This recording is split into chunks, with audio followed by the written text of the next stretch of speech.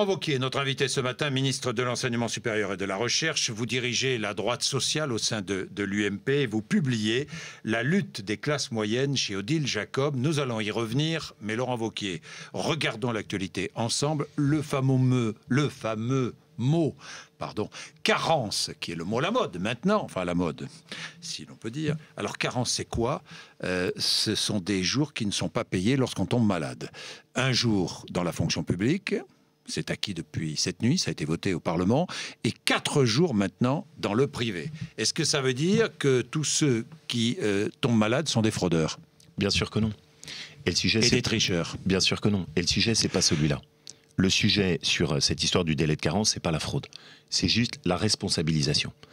On comprend bien que si jamais, quand vous tombez malade, oui, ça n'a aucun impact, absolument aucun, sur votre indemnité et votre salaire, bah, le résultat quand même, c'est que c'est pas très responsabilisant. Et que du coup, on a un peu l'impression que la sécurité sociale est quelque chose sur lequel on peut tirer sans que ça ait un impact. Cette sécurité sociale, elle est financée par nos taxes. Elle est financée par nos cotisations, qui sont payées notamment par les classes moyennes, dont on parle dans le livre. Et donc, il faut qu'on y fasse attention. Donc, dans le cadre de l'effort collectif qui doit être fait, bah, c'est important qu'il y ait aussi ce signal de responsabilisation. Attention, c'est pas gratuit. Oui, mais attendez, d'accord. Mais vous savez que dans le privé, il y a des entreprises ou des branches qui paient ces journées de carence, vous le savez. Oui, bien sûr. Bon, et notamment... 4e journée, ce sont les entreprises qui vont payer la 4e journée? Alors, ça dépend des conventions collectives. Il peut y avoir effectivement sur des conventions collectives des accords qui existent et qui font que ce sera entièrement couvert par l'entreprise. À l'entreprise de prendre aussi sa responsabilité. Et à elle de faire attention à ce qu'on ne soit pas dans un univers où tout le monde se sent irresponsable. Nous, ce qu'on considère, c'est qu'il faut qu'il y ait un petit signal. Et que quelqu'un qui est en arrêt maladie, il faut qu'il se rende compte aussi, attention, tout ça, ça coûte à la sécurité sociale. Oui, mais Laurent Wauquiez, Laurent Wauquiez, inégalité aussi.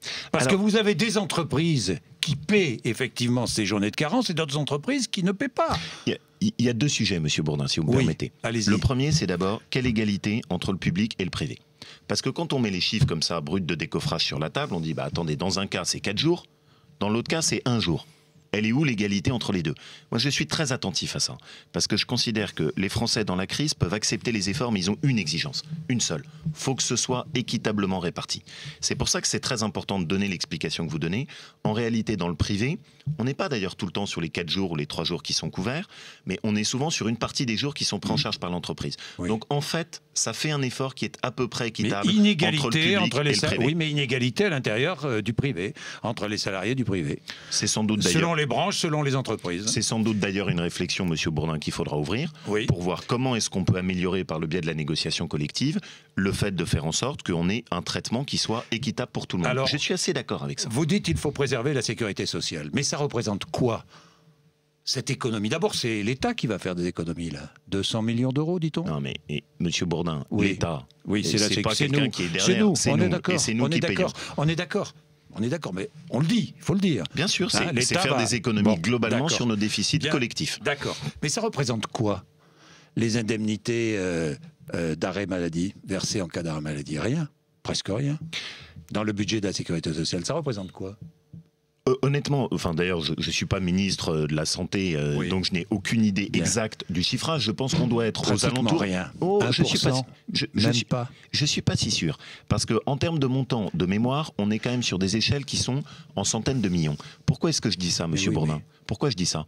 Bien sûr, si vous prenez ça par rapport à l'échelle totale, à chaque fois on va dire, mais la fraude c'est quoi? Allez, c'est 1%, c'est 2%, c'est 3%. C'est pas ça la question. La question, c'est une question de principe et qui a double niveau.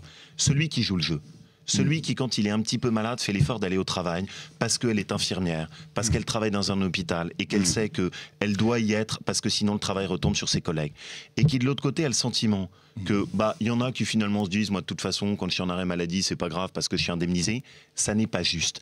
Et la deuxième chose, c'est que celui qui travaille et qui, sur son salaire, a les charges, les cotisations sociales pour alimenter ça, et qui se dit, mais attends, c'est mes cotisations sociales sur mon travail, elles viennent pour compenser des gens qui en fait en ont rien à faire et se disent que parce que c'est gratuit, ils tirent sur le tiroir caisse. Mais on est d'accord. Donc c'est une question de principe et pas seulement de savoir est-ce que c'est 1%, 3%. Alors on est d'accord pour lutter contre la fraude. Mais quels moyens mettez-vous pour lutter contre cette fraude sociale? Je n'ai rien entendu dans le discours du président de la République. Il y a, rien. Alors on va être très précis. D'abord, il y a un travail qui n'a pas commencé hier. Depuis 2007, le nombre de fraudes qui ont été détectées sont en augmentation de 30%.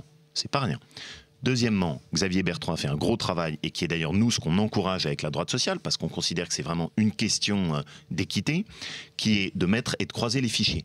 On avait des fichiers qui étaient totalement séparés. Par exemple, la CAF avait son fichier, le Conseil général avait son fichier, l'URSSAF avait son fichier. Impossible de détecter ceux qui, par exemple, tiraient ou abusaient ou tiraient sur la corde. Et puis la troisième chose, c'est des principes simples. C'est que si vous fraudez, vous remboursez ce que vous avez fraudé.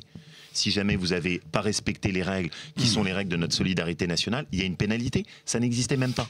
Mais la fraude sociale, ça représente 20 milliards d'euros. C'est le chiffre. Attention, hein, il y a plusieurs éléments dedans. Et je prends en compte le travail au noir, Laurent Wauquiez. Oui. Alors là, sur le travail au noir, là non plus, je ne vois rien.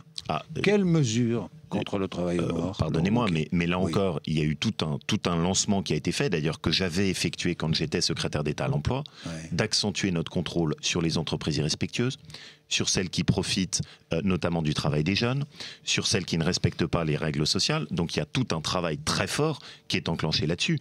Et je voudrais même aller jusqu'au bout. Parce que je n'ai pas entendu non plus le président de la République nous parler de cela, très peu hier. Bien sûr que si, il a parlé de l'ensemble. Il a parlé de l'ensemble de la fraude. Et juste un point là-dessus. La fraude, c'est pas seulement en bas. La fraude, c'est aussi en haut. Et dans mon livre sur la lutte des classes moyennes, je dis attention, il y a aussi les profiteurs d'en haut. On va prendre un exemple précis, les évadés fiscaux. Y compris nos chers artistes. Fiscale, oui. Y compris nos chers artistes, ceux qui donnent des leçons de politiquement correct à la terre entière, qui font qui payent leurs impôts à Genève et en Belgique, et qui en réalité vivent la moitié de l'année en France. Ça, c'est pas normal non plus. Et ça fait partie dans une société qui doit faire des efforts. Les privés de leur nationalité? Non, moi j'ai un principe qui est simple. Vous vivez 3 mois en France, vous payez vos impôts en France. C'est appliqué aux États-Unis. Je ne vois pas pourquoi la France aurait cette hypocrisie de laisser des gens qui gagnent des fortunes continuer à vivre tranquillement sous le ciel français et s'arranger pour payer leurs impôts ailleurs. 8h43, Laurent Wauquiez, notre invité. À tout de suite dans 2 minutes. Du lundi au vendredi à 8h30 sur BFM TV. Bourdin 2012. Laurent Wauquiez, auteur de La lutte des classes moyennes chez Odile Jacob. Laurent Wauquiez, le RSA, ceux qui touchent le RSA vont devoir travailler 7 heures par semaine, expérimentation dans 10 départements. Alors, pour quel contrat, 7 heures, qui va payer? Alors d'abord, c'était les idées qu'on avait portées. Et d'ailleurs, sur votre antenne, vous l'aviez annoncé Monsieur ici. Bourdin. Oui. Et je reviens dans le livre très en détail sur ce qui s'était passé à ce moment-là. Quand on avait posé cette proposition, tout le monde nous était tombé dessus. On avait eu tout le politiquement correct qui s'était déchaîné. À gauche comme à droite. À gauche comme à droite. Et ce que je vois, c'est que progressivement, les idées de la droite sociale avancent et qu'elles ont de l'avenir. Alors forcément, c'est des idées neuves. C'est des idées où on secoue, ce politiquement correct social. Réponse concrète à ma question Réponse concrète, ça veut dire quoi? Nous, dans la conception et dans ce qu'on propose, un contrat qui soit dans le cadre d'un contrat aidé, qui puisse être une contrepartie à la solidarité nationale qui est apportée dans le cadre du RSA. Sur des activités qui peuvent être très diverses et qui peuvent correspondre à des profils différents. Ça peut être aussi bien faire du soutien scolaire pour apprendre à lire et écrire à nos enfants.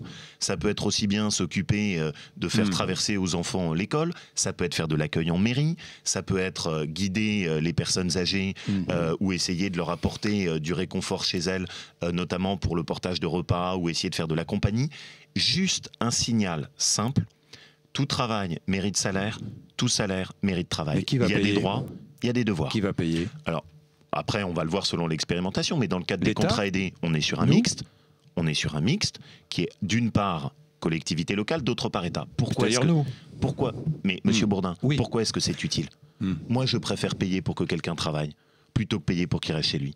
Et j'ai tendance à penser, c'est ce que je défends dans le livre sur la lutte des classes moyennes, que faire du social, c'est pas verser le chèque chaque mois où on achète le silence des gens.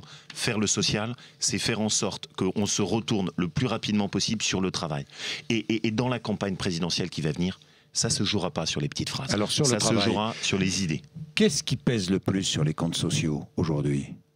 Qu'est-ce qui pèse le plus? Le chômage, non? N'est-ce pas le chômage, non?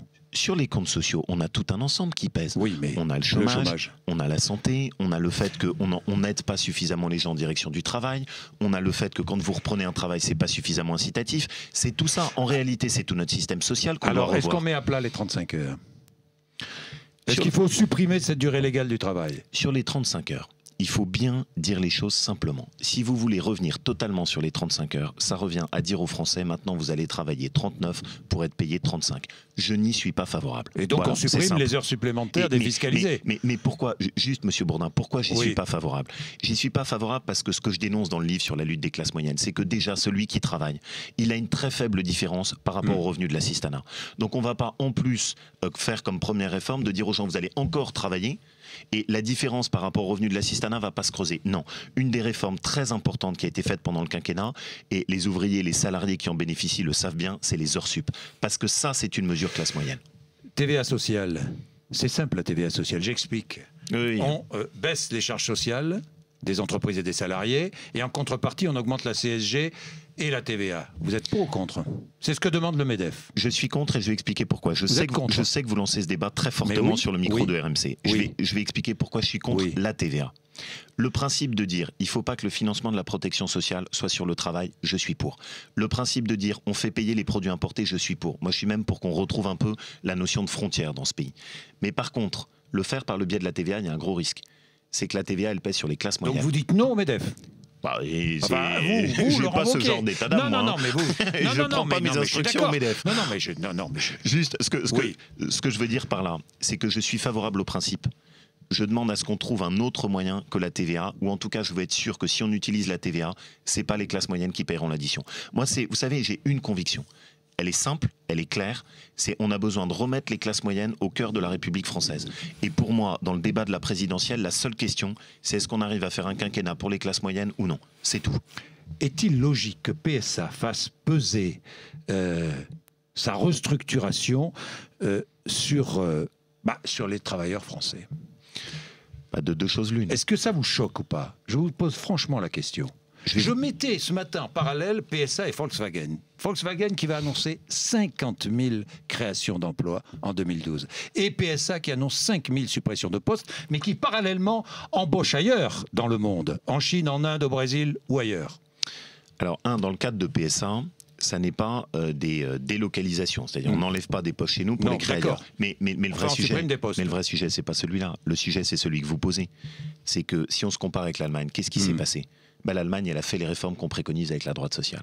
Elle a changé son système social. Elle a fait en sorte d'être plus incitative pour les gens qui sont au chômage. Elle a baissé les charges et augmenté la TVA, pardon. Elle a aussi baissé les charges et augmenté la TVA, mais une TVA qui était plus faible que la nôtre. C'est vrai, elle est passée de 16 à 19. Voilà.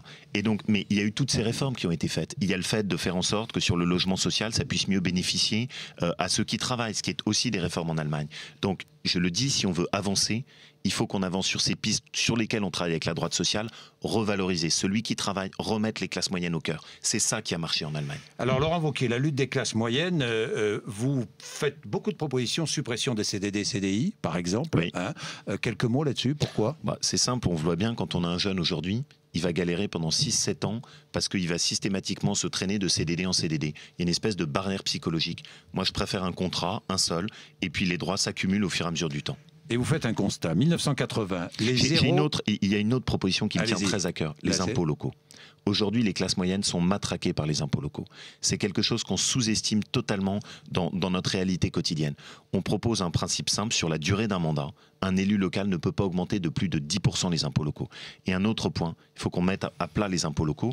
Aujourd'hui, quelqu'un en Haute-Loire, chez moi, peut se retrouver à payer autant d'impôts locaux que quelqu'un dans le 16e arrondissement à Paris. C'est pas normal. Est-ce que les députés, les membres du gouvernement, le président de la République doivent faire un effort bien sûr, aussi et baisser leur traitement, par exemple de 10%? Il y a une décision très simple qui a été prise par le président. Gel de nos salaires. Non mais gel, oui, mais est-ce qu'on peut aller plus loin? Le gel, c'est une chose, ça fait 2 ans que c'était prévu le gel. Mais moi, je vais vous dire, franchement, s'il y a des efforts à faire, j'ai pas d'état d'âme. Et donc je suis parfaitement prêt à les faire, c'est normal, il faut qu'on soit exemplaire. Les dernières choses, et vous le dites dans le livre, les 0,1% les mieux payés gagnaient 19 fois le salaire moyen en 1980. En France, aujourd'hui, en 2008, enfin c'était en 2008, 65 fois. Ça fait partie des choses que je dénonce dans le livre. Je sais. C'est les profiteurs d'en haut et les dérives de l'assistanat. Là encore, une proposition très simple qui détonne un peu dans notre famille politique. Allez-y. L'interdiction des stock options. C'est plus aux revenus les stock options. Oui, c'est plus aux revenus qui se sont goinfrés avec des stock options, qui ont abouti à une logique dans nos entreprises qui est totalement à rebours de nos petites PME de terrain, où ils font du court terme, où ils cherchent plus à investir sur la durée. Ça, c'est un univers vicié. Moi, je suis contre ces excès du capitalisme financier. Il faut qu'on rectifie ça aussi. Laurent Wauquiez, la lutte des classes moyennes chez Odile Jacob. Merci d'être venu nous voir à 8h56.